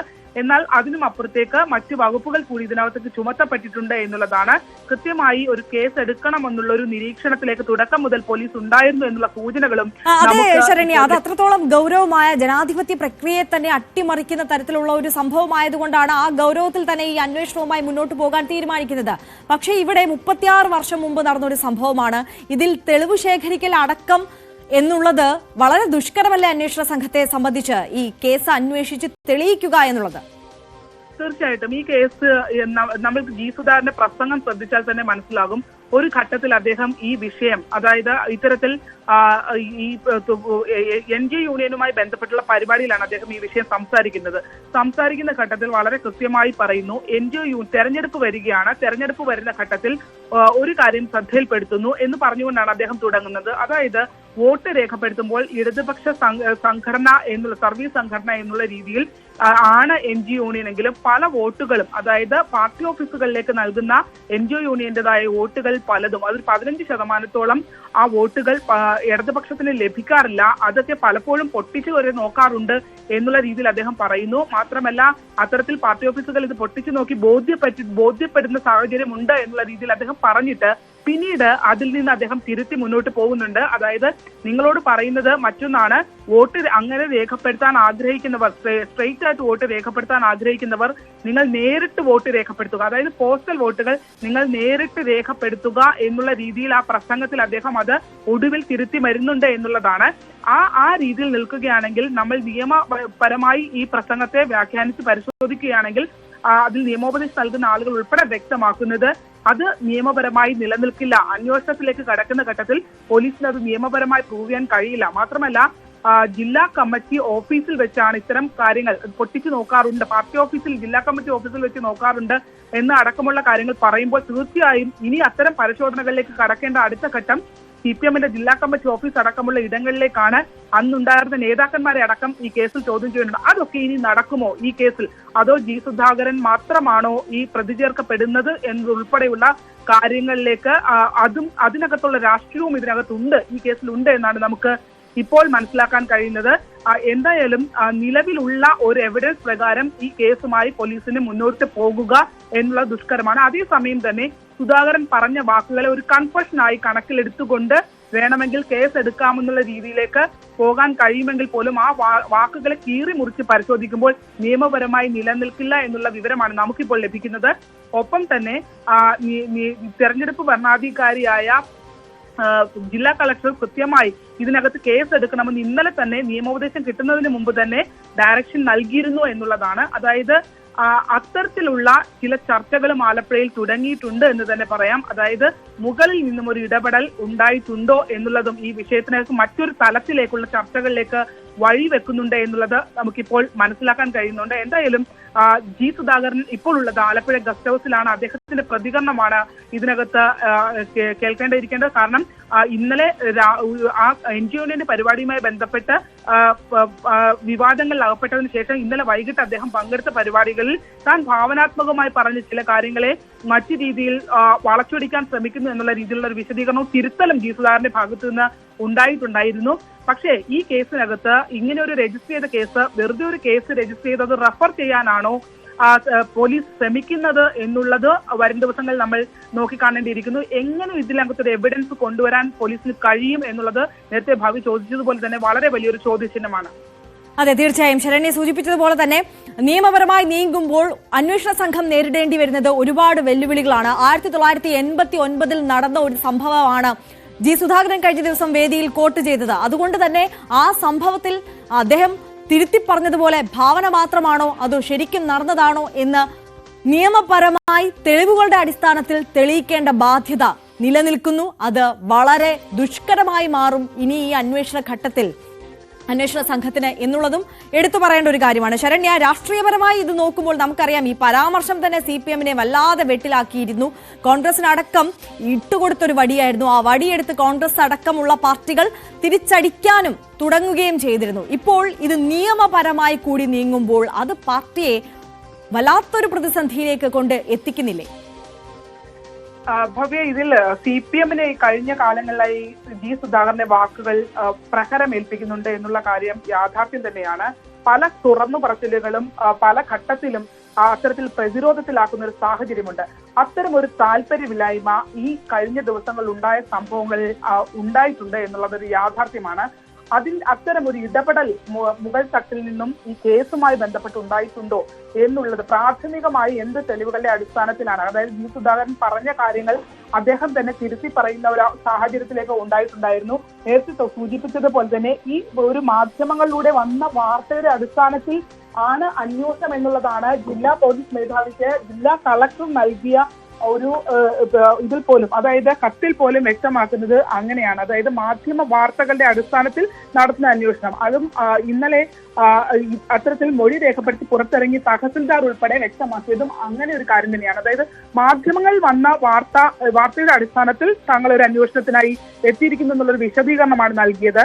അതിനപ്പുറത്തേക്ക് ഒരു ക്ലിയർ എവിഡൻസിലേക്ക് പോകാൻ കഴിയാതെ എങ്ങനെയാണ് പ്രാഥമികമായി ഇത്തരം ഒരു കേസിലേക്ക് കടന്നിട്ടുള്ളത് എന്നുള്ളതൊക്കെ ഇനി വരും ദിവസങ്ങളിൽ ആലപ്പുഴയിലും കേരളത്തിലും അത് ചർച്ചയാകും എന്ന് തന്നെയാണ് മനസ്സിലാക്കാൻ കഴിയുന്നത്. കാരണം ഇതിനകത്ത് നമുക്കറിയാം പല കേസുകളും നമ്മൾ പരിശോധിച്ചാൽ വളരെ പ്രഥമ ദൃഷ്ട്യാ തന്നെ പല എവിഡൻസുമുള്ള കേസുകളിൽ എടുക്കുന്ന നയവും ജി സുധാകരന്റെ വിഷയത്തിൽ മറ്റെന്തെങ്കിലും പ്രത്യേകമായ ഒരു ഇടപെടൽ ഉണ്ടായിട്ടുണ്ടോ എന്നുള്ളൊരു ചോദ്യം കൂടി വരും ദിവസങ്ങൾ ചർച്ചയാവും. ഒരുപക്ഷെ ജി സുധാകരന്റെ ഭാഗത്തു നിന്ന് തന്നെ അത്തരം ഒരു തുറന്ന പ്രതികരണത്തിലേക്കോ അല്ലെങ്കിൽ അത്തരം ഒരു കൈകാര്യം ചെയ്യലിലേക്ക് ഒരു ഈ CPM-നെ സംബന്ധിച്ചിടത്തോളം NGO യൂണിയനെ സംബന്ധിച്ച് NGO യൂണിയന്റെ ഉൾപ്പെടെ വിമർശിച്ചുകൊണ്ടാണ് അദ്ദേഹം ആ കാര്യം പറയുന്നത്. ഇടത് സർവീസ് സംഘടനയാണ്. അത്തരത്തിൽ ഒരു ആ രീതിയിലൊരു അവമതിപ്പ്, അദ്ദേഹത്തിന്റെ വാക്കുകളുണ്ടായ അവമതിപ്പ് നിലവിലത്തെ നിയമ നടപടികളിലേക്ക് ബാധിക്കുന്ന രീതിയിൽ ഒരു ഇടപെടൽ എവിടെ നിന്നെങ്കിലും ഉണ്ടായിട്ടുണ്ടോ എന്നുള്ള സംശയങ്ങൾ ഈ കേസിനകത്ത് ഈ വരും ദിവസങ്ങളിൽ ചർച്ചയാകുമെന്നുള്ള കാര്യത്തിൽ ഒരു തർക്കവുമില്ല. എന്തായാലും ജി സുധാകരൻ പറഞ്ഞു വെച്ച കാര്യങ്ങൾ, അതായത് കഴിഞ്ഞ തിരഞ്ഞെടുപ്പിന്റെ സമയത്ത് അല്ലെങ്കിൽ 1989 നടന്ന തിരഞ്ഞെടുപ്പിന്റെ സമയത്ത് നടന്ന സംഭവങ്ങളിൽ അദ്ദേഹം പറഞ്ഞു. ഇന്ന് നമുക്ക് മറ്റൊരു പ്രധാനപ്പെട്ട ഒരു പ്രതികരണം ഉണ്ടായിരുന്നു. അതായത് KV ദാസ്, അദ്ദേഹം 90 വയസ്സാണ്. 1989 ആലപ്പുഴ പാർലമെന്റ് മണ്ഡലത്തിൽ നിന്നും ഇടതുപക്ഷ സ്ഥാനാർത്ഥിയായി മത്സരിച്ച KV ദാസ് അത്തരം ഒരു സംഭവമേ ഉണ്ടായിട്ടില്ല എന്ന് പൂർണ്ണമായി നിഷേധിച്ചുകൊണ്ട് അദ്ദേഹം രംഗത്ത് വരികയും തന്നെ അത്ഭുതപ്പെടുത്തി ജി സുധാകരൻ അത്തരമൊരു കാര്യം പറഞ്ഞപ്പോൾ എന്ന് അദ്ദേഹം പറയുകയും ഒപ്പം ആ കാലഘട്ടത്തിൽ ആത്മാർത്ഥമായി പ്രവർത്തിച്ച നേതാക്കന്മാരിൽ ഒരാളാണ് സുധാകരൻ എന്ന് അദ്ദേഹം കോട്ട് ചെയ്യുകയും ചെയ്തിരുന്നു. അതാണ് കഴിഞ്ഞ ദിവസം ജി സുധാകരൻ സംസാരിച്ച പ്രസംഗത്തിലും അദ്ദേഹം വ്യക്തമാക്കിയത് അങ്ങനെ തന്നെയാണ്. അതായത് 70,000-വും 50,000-വും വോട്ടുകൾക്ക് പരാജയപ്പെടുന്ന ഒരു മണ്ഡലത്തിൽ അന്ന് NGO യൂണിയൻ പ്രതിനിധിയായി മത്സരിക്കാൻ എത്തിയ KV ദാസിനെ തെരഞ്ഞെടുപ്പിൽ അന്ന് ആലപ്പുഴയിലെ പാർലമെന്റ് മണ്ഡലത്തിൽ ജനങ്ങൾക്ക് അറിയില്ലായിരുന്നു. എന്നിട്ട് പോലും അത്രയും ഒരു ഹാർഡ് വർക്ക് ചെയ്ത് 18,000 വോട്ടിന് മാത്രമാണ്, ഒരു ചെറിയ മാർജിനിലാണ് ആലപ്പുഴ പോലത്തെ ഒരു മണ്ഡലത്തിൽ വക്കം പുരുഷോത്തമനോട് അദ്ദേഹം പരാജയപ്പെടുന്നത്. അതുകൊണ്ട് തെരഞ്ഞെടുപ്പ് വരുന്ന ഘട്ടത്തിൽ ഒരുപക്ഷെ NGO യൂണിയന്റേതായി നൽകാൻ നിങ്ങൾക്ക് മറ്റൊരു വിഭാഗത്തിന് വോട്ട് ചെയ്യണമെന്നുണ്ടെങ്കിൽ അത് പാർട്ടി ഓഫീസുകളിൽ എത്തിക്കാതെ നേരിട്ട് നിങ്ങൾ വോട്ട് ചെയ്യൂ എന്നാണ് ആ പ്രസംഗത്തിന്റെ അവസാനം ജി സുധാകരൻ പറഞ്ഞു വെക്കുന്നത്. അതായത് അതിലൊരു സുതാര്യത, വോട്ടിങ്ങിൽ ഒരു സുതാര്യത വരട്ടെ എന്നുള്ള രീതിയിലാണ് പറഞ്ഞു വെക്കുന്നത്. അതിനപ്പുറത്തേക്ക് താൻ പൊട്ടിച്ചു നോക്കിയെന്നോ താൻ തിരുത്തിയെന്നോ ജി സുധാകരൻ എവിടെയും പറഞ്ഞിട്ടില്ല എന്നുള്ളതൊരു യാഥാർത്ഥ്യമാണ്. തനിക്ക് ചില കാര്യങ്ങൾ ബോധ്യമുണ്ട് എന്നുള്ള രീതിയിലാണ് അദ്ദേഹം പറഞ്ഞിട്ടുള്ളത്. അതിൽ ജി സുധാകരൻ മാത്രമാണോ പ്രതിസ്ഥാനത്തേക്ക് വരുന്നത്? ഒപ്പം അന്ന് തെരഞ്ഞെടുപ്പിന് ചുക്കാൻ പിടിച്ച അല്ലെങ്കിൽ ആ പാർട്ടി ജില്ലാ സെക്രട്ടറി അടക്കം അദ്ദേഹം മരണപ്പെട്ടു പോയി അദ്ദേഹം ഉൾപ്പെടെയുള്ള ആളുകൾ ഇതിനകത്തേക്ക് വരുമോ എന്നുള്ളത് ഉൾപ്പെടെയുള്ള കാര്യങ്ങളും ഒക്കെ ഇനിയുള്ള മണിക്കൂറുകൾ ചർച്ചയാകും. ഭവ്യ, തീർച്ചയായും വിവാദ പ്രസംഗത്തിൽ മുൻമന്ത്രി ജി സുധാകരനെതിരെ കേസെടുത്തിരിക്കുകയാണ് പോലീസ്. ആലപ്പുഴ സൗത്ത് പോലീസാണ് കേസെടുത്തത്. പോലീസിന് നിയമോപദേശം ലഭിച്ചതിന് പിന്നാലെയാണ് കേസ്. സ്പോട്ട് ലൈവിലേക്ക് മടങ്ങിയെത്തുമ്പോൾ പത്തനാപുരത്ത് യുവാവിനെ കൊന്ന് വനത്തിൽ ഉപേക്ഷിച്ച സംഭവത്തിൽ ഒരു പ്രതി പിടിയിൽ. പിറവന്തൂർ സ്വദേശി റെജിയെ കൊലപ്പെടുത്തിയ കേസിൽ കറവൂർ സ്വദേശി റഹ്മാൻ ഷാജി എന്ന ഷാജഹാനാണ് പിടിയിലായത്. ഒന്നാം പ്രതി അനിൽകുമാർ ഒളിവിലാണ്. അനിൽകുമാറിന്റെ ഭാര്യയെ റെജി അസഭ്യം പറഞ്ഞ് മർദ്ദിച്ചതിന്റെ വൈരാഗ്യമാണ് കൊലപാതകത്തിന് കാരണമെന്ന് പോലീസ് പറയുന്നു. പുനലൂരിൽ നിന്ന് മനോജ് അപ്പുക്കുട്ടൻ വിവരങ്ങളുമായി ചേരുകയാണ്. മനോജ്, എന്താണ് ഈ കൊലപാതകവുമായി ബന്ധപ്പെട്ട് പോലീസ് പറയുന്ന കാര്യങ്ങൾ? ആദ്യം തന്നെ പറയട്ടെ, ഈ രണ്ടാം പ്രതി അനിൽകുമാർ ഇപ്പോൾ പോലീസിന് പിടിയിലായിട്ടുണ്ട് എന്നാണ് നമുക്ക് അറിയാൻ സാധിച്ചത്. 2 ദിവസം മുമ്പാണ് കൊല്ലം പത്തനാപുരം ചെണ്ണയ്ക്കാമണ്ണിൽ നാടിനെ നടുക്കിയ കൊലപാതകം അരങ്ങേറിയത്. തറവൂർ ഓലപ്പാറ പുത്തൻവീട്ടിൽ 36 വയസ്സുള്ള ഓമനക്കട്ടൻ എന്ന യുവാവാണ് മരണപ്പെട്ടത്. സുഹൃത്തുക്കൾ കൊല നടത്തിയ ശേഷം മൃതദേഹം വനത്തിൽ ഉപേക്ഷിക്കുകയായിരുന്നു എന്നാണ് മനസ്സിലാക്കാൻ കഴിയുന്നത്. 3 ദിവസം പഴക്കമുള്ള മൃതശരീരമാണ് കണ്ടുകിട്ടിയത്.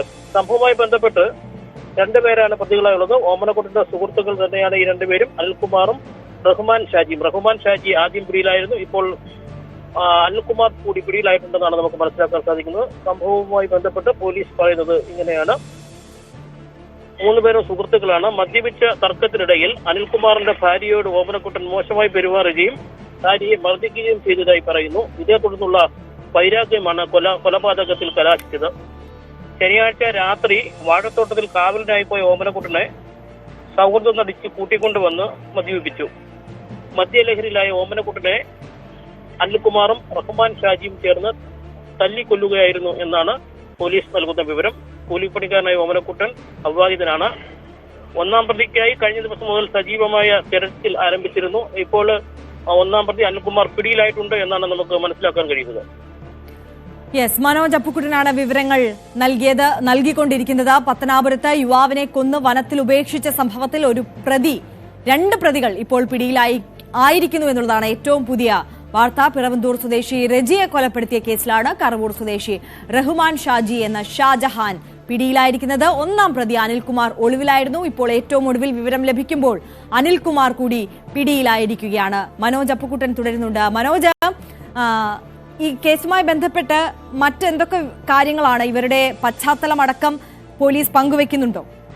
ഇത് വനത്തോട് ചേർന്നുള്ള ഒരു ഏരിയയാണ്. അപ്പോൾ അതുകൊണ്ട് തന്നെ ഒറ്റപ്പെട്ട ഒരു മേഖലയാണ്. സന്ധ്യ കഴിഞ്ഞാല് ഈ ആൾക്കാർ കൂട്ടമായി നിൽക്കുന്നതൊക്കെ അപൂർവമായി മാത്രമുള്ള സ്ഥലങ്ങളായതിനാൽ ഇത്തരം സംഭവങ്ങൾ നടക്കുകയാണെങ്കിൽ പോലും ശ്രദ്ധയിൽപ്പെടാറില്ല. ഈ മരണപ്പെട്ട ഓമനക്കുട്ടൻ സ്ഥലത്ത് അത്യാവശ്യം ക്രിമിനൽ പശ്ചാത്തലമുള്ള ഒരാളാണെന്നാണ് പോലീസ് നൽകുന്ന വിവരം. ഇവരുടെ ഓമനക്കുട്ടന്റെ തന്നെ ഏറ്റവും അടുത്ത സുഹൃത്തുക്കളാണ് അനിൽകുമാറും റഹ്മാൻ ഷാജിയും. ഇവർ തമ്മിൽ ഒരുമിച്ചിരുന്ന് മദ്യപിക്കുകയും മറ്റ് സംഘമായി ചേർന്ന് മറ്റുള്ളവരെ ആക്രമിക്കുകയൊക്കെ ചെയ്ത സംഭവങ്ങളൊക്കെ ഉണ്ടായിട്ടുണ്ട്. ഇതിനിടയ്ക്കാണ് ഇവർ തമ്മിൽ മദ്യപിച്ച് അനിൽകുമാറിന്റെ ഭാര്യയുമായി ഉള്ള ഒരു വൈഷമ്യമാണ് ഈ കൊലപാതകത്തിലേക്ക് നീങ്ങിയത് എന്നാണ് പോലീസ് നൽകുന്ന വിവരങ്ങൾ. ഇവര് ഈ മൃതദേഹം ലഭിച്ചത് മുതൽ പോലീസിന് സംശയമുണ്ടായിരുന്നു. സംശയത്തിന്റെ അടിസ്ഥാനത്തിൽ നാട്ടുകാരിൽ നിന്ന് ലഭിച്ച മറുപടിയുടെ അടിസ്ഥാനത്തിൽ ഈ മരണം ഈ അനിൽകുമാറിനെ ഓമനക്കുട്ടനെ കാണാതായ അന്ന് മുതൽ ഇവരെ 3 പേരെയും രാത്രിയിൽ കണ്ടിരുന്നു എന്നാണ് ഒരു പ്രദേശവാസി നൽകിയത്. ഈ മൊഴിയുടെ അടിസ്ഥാനത്തിൽ റഹ്മാൻ ഷാജിയും അനിൽകുമാറും പോലീസിന്റെ നിരീക്ഷണത്തിലായിരുന്നു. സ്വാഭാവിക മരണമെന്നാണ് ആദ്യമേ കരുതിയത്. പാരിപ്പള്ളി മെഡിക്കൽ കോളേജിൽ നടത്തിയ പോസ്റ്റ്മോർട്ടത്തിലാണ് ഇത് കൊലപാതകമാണെന്ന് തിരിച്ചറിയുന്നത്. നെഞ്ചിൻകൂട് പൂർണ്ണമായും തകർത്തിരുന്നു. തലയ്ക്ക് ശക്തമായ രീതിയിലുള്ള ക്ഷതം പറ്റിയിരുന്നു. ഇതാണ് മരണമെന്ന് കൊലപാതകമെന്ന് ഉറപ്പിച്ച ഉടൻ തന്നെ റഹ്മാൻ ഷാജിയെ പോലീസ് അറസ്റ്റ് ചെയ്തു. അപ്പോൾ അനിൽകുമാർ അവിടെ നിന്ന് ഓടി രക്ഷപ്പെടുകയായിരുന്നു. തുടർന്ന് 2 ദിവസമായി അനിൽകുമാറിന് വേണ്ടിയുള്ള തെരച്ചിൽ വ്യാപകമാക്കുന്നതിനിടെയാണ് അല്പം മുമ്പ് ഏതാനും മിനിറ്റുകൾക്ക് മുമ്പാണ് അനിൽകുമാർ പോലീസിന്റെ പിടിയിലായിട്ടുണ്ട് എന്ന് നമുക്ക് ലഭിച്ചിരുന്ന വിവരം. ശരി, മനോജ് അപ്പുക്കുട്ടനാണ് പുനലൂരിൽ നിന്ന് വിവരങ്ങൾ നൽകിയത്.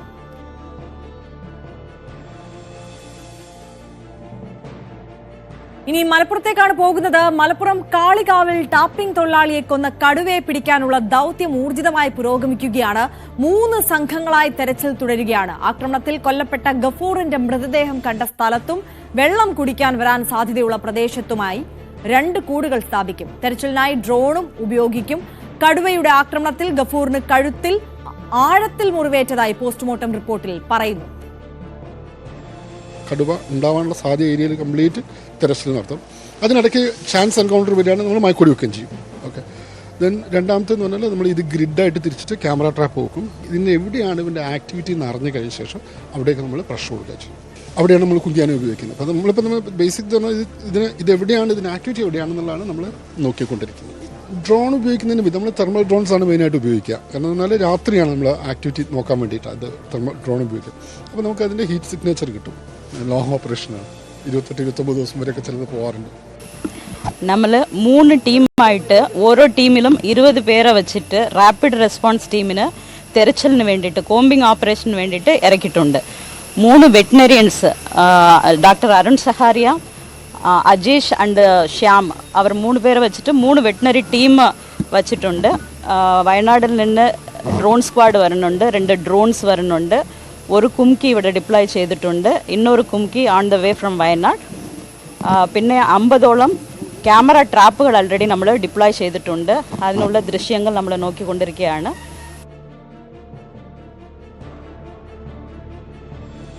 CV അനുമോദ് കൂടുതൽ വിവരങ്ങളുമായി ചേരുകയാണ്. അനുമോദ്, നരഭോജി കടുവയെ പിടികൂടാനുള്ള ദൌത്യം വളരെ ഊർജിതമായി അവിടെ പുരോഗമിക്കുകയാണ് എന്നാണ് മനസ്സിലാക്കുന്നത്. ദൌത്യത്തിന്റെ വിശദാംശങ്ങൾ.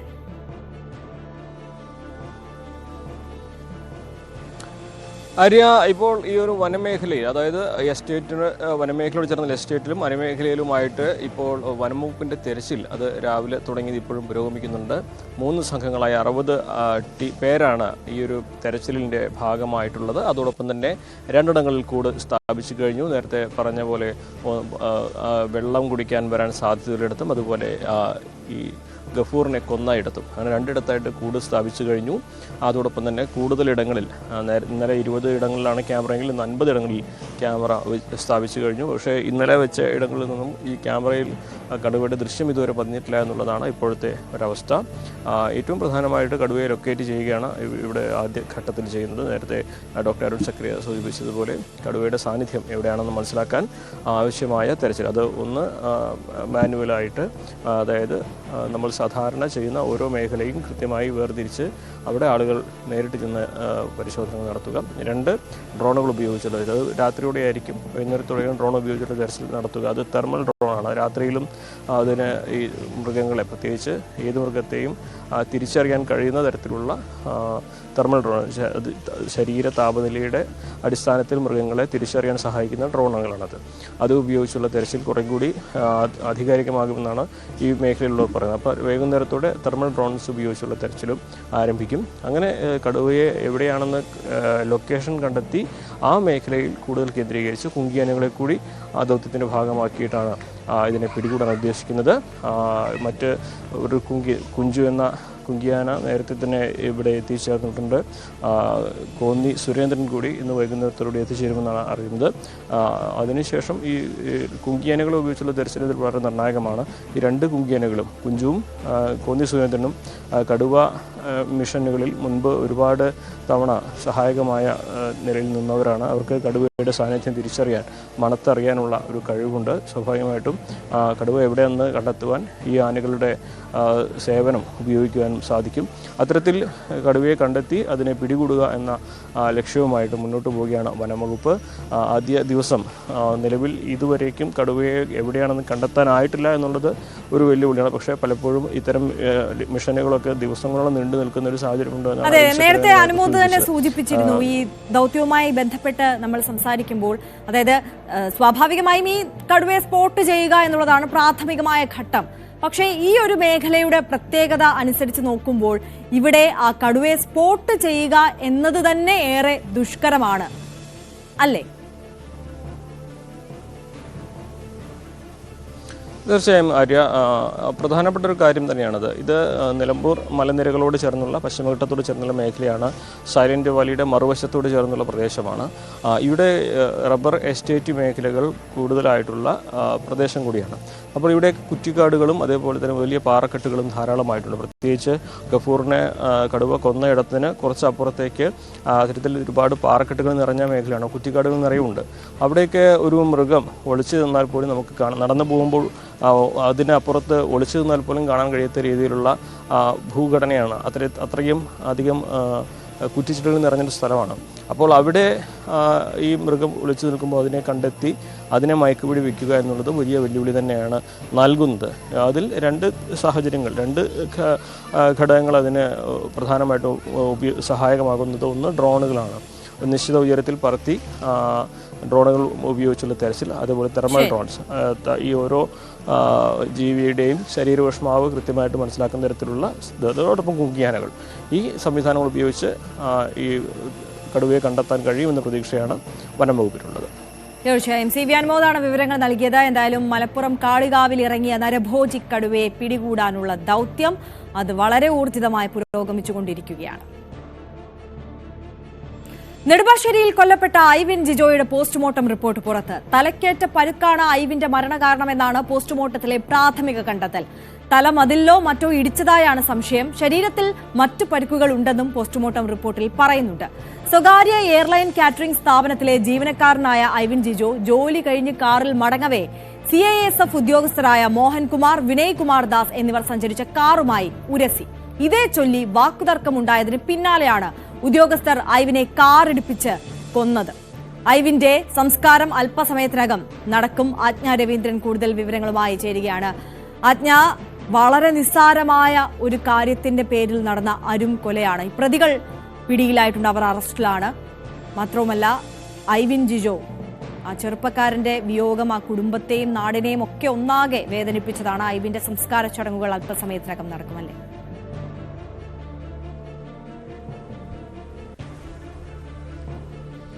ആര്യ, അല്പസമയത്തിനകം ഈ പള്ളിയിലെ സിമിത്തേരിയിലാണ് ഐവിനെ അടക്കം ചെയ്യുന്നത്. അല്പസമയത്തിനകം ആ ചടങ്ങുകൾ നടക്കും. ഇപ്പോൾ തന്നെ ഒരു നാട് മുഴുവൻ കരയുകയാണ്. ഐവിനെ യാത്രയേക്കുന്ന ആ ചടങ്ങുകൾ ഐവിൻ്റെ വീട്ടുമുറ്റത്തും നടന്നുകൊണ്ടിരിക്കുകയാണ്. ജനനിബിഡമാണ് അവിടം. ഐവിൻ്റെ സുഹൃത്തുക്കളും ബന്ധുക്കളും ഒക്കെയുള്ള ആളുകൾ അവിടെ എത്തിച്ചേരുന്നുണ്ട്. സമൂഹത്തിലെ ഉന്നതരായ നിരവധി രാഷ്ട്രീയ പ്രമുഖരായ ആളുകൾ എല്ലാവരും അവിടെ എത്തിച്ചേരുന്നുണ്ട്. ഐവിനെ കാണാൻ 24 വയസ്സുള്ള ഒരു ചെറിയ പയ്യനാണ്.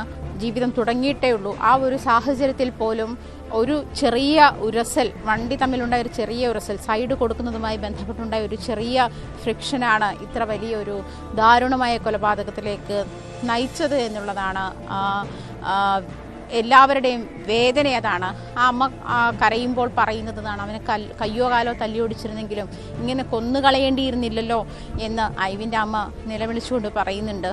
ഇങ്ങനത്തെ അങ്ങേയറ്റം ഹൃദയഭേദകമായ ഒരു സാഹചര്യമാണ് ഐവിൻ്റെ വീട്ടിലുള്ളത്. ഈ പറഞ്ഞതുപോലെ സ്വകാര്യ എയർലൈൻ കാറ്ററിംഗ് സർവീസിൽ ജോലി ചെയ്യുന്ന ഐവിൻ വലിയ സ്വപ്നങ്ങളുമായിട്ടാണ് അവിടെ ജോലി ചെയ്യുന്നത്. വിദേശത്തേക്ക് പോകണം, ഷെഫായിരുന്നു അദ്ദേഹം ജോലി ചെയ്തിരുന്നത്. അങ്ങനെയുള്ള എന്തായാലും ഈ CSF സൈനികർക്കെതിരെയുള്ള നടപടികൾ കർശനമാക്കണമെന്ന് തന്നെയാണ് ആവശ്യമുയരുന്നത്. കാരണം CSF ഉദ്യോഗസ്ഥരിൽ നിന്ന് പ്രതീക്ഷിക്കേണ്ടുന്ന മിനിമം മര്യാദ പോലും അവരുടെ ഭാഗത്തുനിന്ന് ഉണ്ടായില്ല എന്നുള്ള ആരോപണം ശക്തമാണ്. മാത്രമല്ല ഇവർ താമസിക്കുന്നിടങ്ങളിൽ, അതായത് ഈ പറയുന്ന നായത്തോട് സ്ഥലത്ത് നിരവധിയായി ഇവർ CSF ജവാന്മാർ വീട് വാടകയ്ക്കെടുത്ത് താമസിക്കുന്നുണ്ട്. ആ പ്രദേശങ്ങളിലൊക്കെ ഇവരെ കൊണ്ട് വലിയ ബുദ്ധിമുട്ടുകൾ ഉണ്ടാകാറുണ്ട് എന്ന് നാട്ടുകാർ പ്രതിഷേധവുമായി വരുന്നുണ്ടെന്ന് യൂത്ത് കോൺഗ്രസ് CSFന്റെ ഹെഡ്ക്വാർട്ടേഴ്സിലേക്ക് പ്രതിഷേധ പ്രകടനം നടത്തി. ഇത്തരം സാഹചര്യങ്ങളൊക്കെ ഇത്തരം ഒരു പ്രശ്നം വരുമ്പോൾ നേരത്തെ തന്നെ നിരവധി പരാതികൾ CSF ക്യാമ്പുമായി ബന്ധപ്പെട്ടുണ്ടായിട്ടുണ്ട് എന്ന് തന്നെയാണ് നാട്ടുകാരുടെ പക്ഷം. അതുമാത്രമല്ല ഇവർ വേട്ടനായകളെ പോലെയാണ് റോഡിൽ പെരുമാറുന്നത് എന്നുള്ള ഒരു സാഹചര്യം കൂടി ഈ ഒരു വിഷയവുമായി ബന്ധപ്പെട്ട് ചൂണ്ടിക്കാണിക്കുന്നുണ്ട്. ഐവിനെ സംബന്ധിച്ചിട്ട് ഐവിൻ പട്ടി രാത്രിയിൽ കുറുക്ക് ചാടും, അതായത് നൈറ്റ് ഡ്യൂട്ടി ആയിരുന്നു, അതിന് കുറുക്ക് ചാടും, അതുകൊണ്ട് കാറെടുത്ത് പോയതാണെന്നാണ് വീട്ടുകാർ പറയുന്നത്. ബൈക്കിൽ പോകാതെ അതുകൊണ്ടാണ് കാറെടുത്ത് അന്ന് പോയത്, അതിങ്ങനെ അവസാനിക്കുകയും ചെയ്തു എന്ന് പറയുന്ന അവരുടെ ഒരു അങ്ങനെ ഇതൊന്നും സംഭവിച്ചില്ലായിരുന്നെങ്കിൽ ഒരുപക്ഷെ തങ്ങളുടെ മകൻ ജീവനോടെ ഉണ്ടാകുമായിരുന്നു എന്നുള്ള ഒരു മാനസികാവസ്ഥയിൽ തന്നെയാണ് ആ കുടുംബമുള്ളത്. എന്തായാലും ഈ 2 CSF ജവാന്മാർ ഉദ്യോഗസ്ഥരുടെ അറസ്റ്റ് രേഖപ്പെടുത്തിയിട്ടുണ്ട്. അവരെ അല്പസമയത്തിനകം കോടതിയിൽ ഹാജരാക്കും. നാട്ടുകാർ ഇന്നലെ ഒരാളെ മർദ്ദിച്ചിരുന്നു. മാത്രമല്ല ഈ ഐവിനെ കൊണ്ടുപോകുന്ന വഴിക്ക്, അതായത് ഈ ഒരു എക്സ്പ്രസോ വണ്ടിയുടെ മുകളിൽ അതിൻ്റെ ബോണറ്റിൽ കയറ്റി നിർത്തി സ്പീഡിൽ ഓടിച്ചു കൊണ്ടുപോകുന്നു. ഐവിൻ നിലവിളിക്കുന്നുണ്ട്. ആ നിലവിളി ശബ്ദം കേട്ട് ആളുകൾ പുറത്തേക്ക് ഇറങ്ങുന്നത്, ആരെയോ തട്ടിക്കൊണ്ടു പോകുന്നു പുറത്തേക്ക് ഇറങ്ങുന്നത്. അങ്ങനെയാണ് ഒടുവിൽ സഡൻ ബ്രേക്ക് ഇട്ട് വണ്ടി നിർത്തുകയും ഐവിൻ്റെ ശരീരത്തിലൂടെ വണ്ടി കയറി ഇറങ്ങുകയും ചെയ്തത്.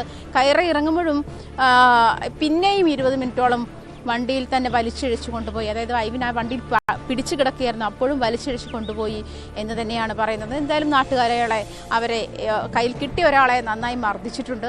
അതിനുശേഷം ഇന്ന് പ്രാഥമിക പരിശോധനയ്ക്ക് ശേഷമാണ് പോലീസ് അയാളുടെ അറസ്റ്റ് രേഖപ്പെടുത്തിയത്. അതായത് ആരോഗ്യ പ്രശ്നങ്ങളൊന്നും ഉണ്ടായിട്ടില്ല അയാൾക്ക് മർദ്ദനത്തിലൂടെ എന്ന് തന്നെയാണ്. അതേസമയം ഈ പറഞ്ഞ ഈ 2 സൈനിക ഉദ്യോഗസ്ഥരെയും അല്പസമയത്തിനും കോടതിയിൽ ഹാജരാക്കും. ഇത് മാത്രമല്ല ഈ ഒരു പ്രശ്നവുമായി ബന്ധപ്പെട്ട് സൈനിക ഉദ്യോഗസ്ഥർക്കെതിരെ അല്പസമയം മുൻപ് തന്നെ പ്രതിപക്ഷ നേതാവ് സന്ദർശനം നടത്തിയിരുന്നു. ഇത് ദാരുണമായ കൊലപാതകമാണ്, ഇത് കരുതി കുട്ടിയെ കൊല്ലണമെന്ന് തന്നെ വിചാരിച്ച് തന്നെ ചെയ്തതാണ് എന്ന് കരുതി CSFക്കാർക്കെതിരെയുള്ള പരാതികൾ അന്വേഷിക്കണം. അത് സേനയെ മൊത്തം 1-2 പേർ കുറ്റം ചെയ്തെന്നുള്ള സേനയെ മൊത്തം പ്രശ്നത്തിലാക്കാൻ കഴിയില്ല എന്നുമാണ് പ്രതിപക്ഷ നേതാവ് പ്രതികരിച്ചത്. ശരി, ആജ്ഞാ രവീന്ദ്രനാണ് വിശദാംശങ്ങൾ നൽകിയത്. സ്പോട്ട് ലൈവിന്റെ സമയം ഇവിടെ അവസാനിക്കുകയാണ്. ഇടവേളയ്ക്ക് ശേഷം കാണാം ന്യൂസ് 3 ഭവ്യ പാർവതി ചേരും. നമസ്കാരം.